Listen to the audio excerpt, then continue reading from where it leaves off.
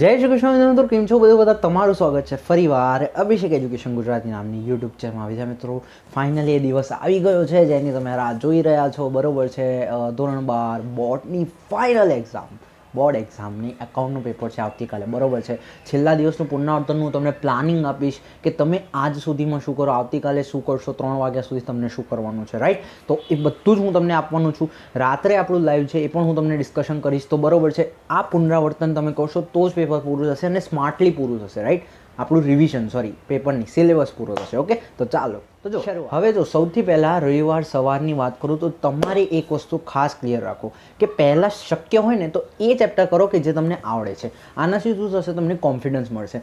હવે એમાં હું નાના ચેપ્ટરને પહેલાં ઇન્ક્લુડ કરીશ, બરોબર છે. મોટા ચેપ્ટરને સ્ટાર્ટિંગમાં ના લેતા. કેમ? કારણ કે શું, તમે બીજો ચેપ્ટર જેમ કે ભાગીદારીના વાર્ષિક હિસાબો એ તમે લેશો તો તમને એટલીસ્ટ 2 થી 3 કલાક જોઈએ. તો એમાં 3 કલાક સપોઝ 12 પણ વાગ્યા તો તમને એક ટેન્શન થશે કે આ સિલેબસ જ પૂરો નહીં થયો, રાઈટ. તો એના કરતાં નાના ચેપ્ટર કરો. એક સાયકોલોજી ઉપર હું તમને સમજાવું છું.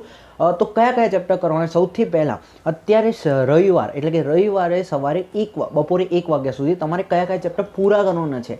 ભાગીદારીનો વિષય પ્રવેશ, પછી ત્રીજું ચેપ્ટર પાઘડીનું મૂલ્યાંકન, ચોથું ચેપ્ટર ભાગીદારીનું પુનર્ગઠન. જો આ તો હું ગણીશ જ નહીં, મફતનું ચેપ્ટર છે.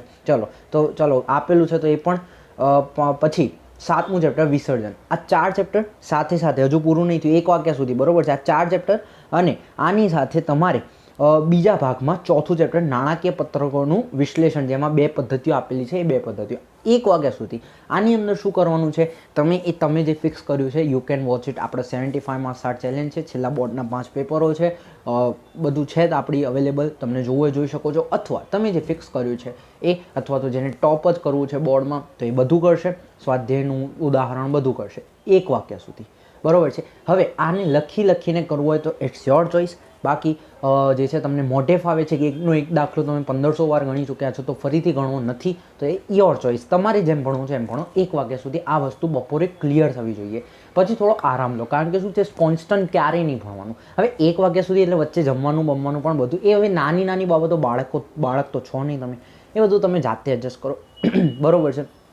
હવે તમારે થોડો રેસ્ટ લો અને 1-1.5 કલાકનો રેસ્ટ લો. પહેલી વાર હું ટાઈમ જણાવું છું. ગયા વર્ષે પણ મેં ટાઈમ જણાવ્યો હતો. તમે જોશો આખા વર્ષમાં મેં દરેક વખતે આવા ટાઈમ ટેબલનો હું વિરોધ કરતો હોઉં છું કે ભાઈ આટલાથી આટલા ભણો, આટલાથી આટલા ભણો. પણ શું છે, હું ખાલી બોર્ડમાં જ આ ટાઈમ ટેબલ આપતો હોઉં છું. કારણ કે આમાં શું હોય, તમે એક્ટિવ હો, બરોબર છે. બીજામાં તમે એક્ટિવ ના હો, આમાં એક્ટિવ છો તમે, ભણવાનું જ છે તમને કન્ફર્મ, એટલા માટે. ઓકે, ચાલો 1 વાગ્યા સુધી તમે આ કરી દીધું. પછી થોડો રેસ્ટ કરો 3 વાગ્યા સુધી. ફૂલ ટાઈમ છે, બરોબર. આ 2 કલાક મેં તમને જનરલી કોઈ શિક્ષક આવું નહીં કે ફૂલ આરામથી પેપર લખવાનું છે. આપણે કોઈ સ્ટ્રેસ લેવાનું નથી. ઓકે, ચલો.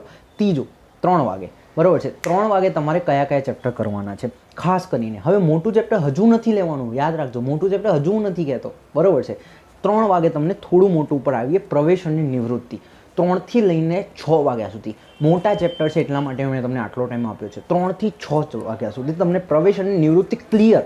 ઉદાહરણ, સ્વાધ્યાયના દાખલા, સ્વાધ્યાયનો પહેલો બીજો પ્રશ્ન તો મસ્ટ છે. ઓકે, તો એ થિયરીવાળો તો એ તો કરીને જ લવાનું છે. ઓકે, તો આ વસ્તુ શું કરવાનું, પ્રવેશ અને નિવૃત્તિ 3 થી 6 એટલે કે રવિવાર સાંજે 6 વાગ્યા સુધી તમારા ઓલમોસ્ટ 70% સિલેબસ પૂરો.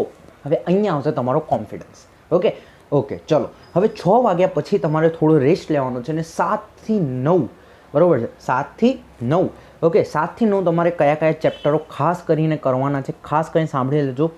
બીજા ભાગનું પહેલું ચેપ્ટર, બીજું ચેપ્ટર 2 કલાક છે. ઓકે, તમારે જોડે પહેલું ચેપ્ટર, બીજું ચેપ્ટર અને 5મું ચેપ્ટર અને 6થું ચેપ્ટર થઈ જશે આરામથી. તમને લાગે છે નહીં થાય, પણ થઈ જશે. શેરમૂડીમાં જો ઘડીએ પડી એકની એક વસ્તુ ગણવાની નથી, એનો એક દાખલો આખો ઉતારવાનો નહીં, એટલે પ્રેક્ટિસ નહીં કરવાની. દરેક રીત જે આપી છે, બરોબર છે. દરેકમાં કોઈ શેર જપ્તીની રીત હોય, અરજીની તો 6 આમનો તો બેઝિક હોય, શેર જપ્તી હોય, પછી અમુકમાં જે છે રૂપાંતરણની હોય. તો એ જે છે એમાં ખાલી એકનો દાખલો ગણવાનો, બાકી બધી રીત ખાલી જોવાની અને કેલ્ક્યુલેશન એનો આન્સર સાથે કરવાનો. બધા દાખલા ગણવાના નથી, બરોબર છે. તો એ તમે પ્લાન અકોર્ડિંગ કરી શકો. ભાઈ 6 થી 6:30, પોણા 7 વાગ્યા સુધી હું આ શેર મૂડીવાળો દાખલો ગણીશ.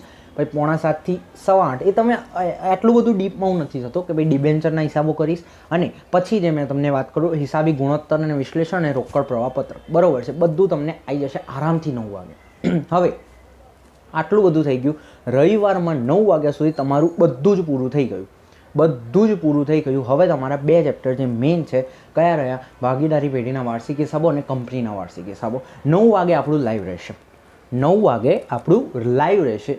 લાઈવ ખાસ કરીને અટેન્ડ કરજો. એમાં તમને કેમ મેં તમને આ ચેપ્ટર કીધા? કારણ કે હું લાઈવમાં તમને બેઝિક જે છે દરેક ચેપ્ટરનું ક્લિયર કરાવવાનો છું. જો તમે આખું ભણી લીધું છે આ હિસાબે, બરાબર છે, તો તમને લાઈવમાં તમને મજા આવશે અને તમને ખબર પડશે કે હા મને આવડે છે. ઓકે. પણ જો નથી ભણ્યું તો તમને ત્યાં પણ મૂલ્યાંકન તમારું થશે કે હા મને નથી આવડતું.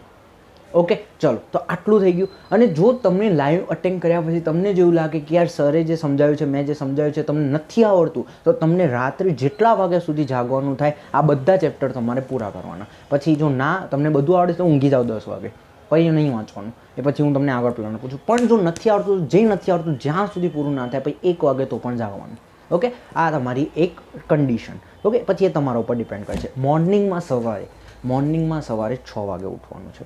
ઓકે, 6 વાગે. ઓકે, કારણ કે એટલું બધું વહેલા ઉઠશો, આનાથી પહેલાં ઉઠશો તો યાર ઊંઘ આવશે. બપોરનો ટાઈમ 3 થી 6 એક શું હોય નશાનો ટાઈમ હોય, ઊંઘનો નશો, બરાબર છે. તો તમે પ્રેક્ટિસ કરી છે નો ડાઉટ, પણ એ ટાઈમ જ એવો છે, ઊંઘનો નશો, બરાબર છે. તો આપણે એવો મતલબ નથી. આરામથી 6 વાગે ઉઠો, જો કે વધારે છે, બરાબર છે, 6 કલાક ઇનફ છે. ઓકે, ચલો 6 થી 7:30, 7:30 બહુ થઈ ગયા યાર, 7 તો કલાક તો બહુ થઈ ગયો, તમને ઇનફ છે. રેડી થઈ જાઓ. 7 વાગે બેસો ભણવા માટે. 7 થી લઈને 9:30 વાગ્યા સુધી ભાગીદારી પેઢીના વાર્ષિક હિસાબો.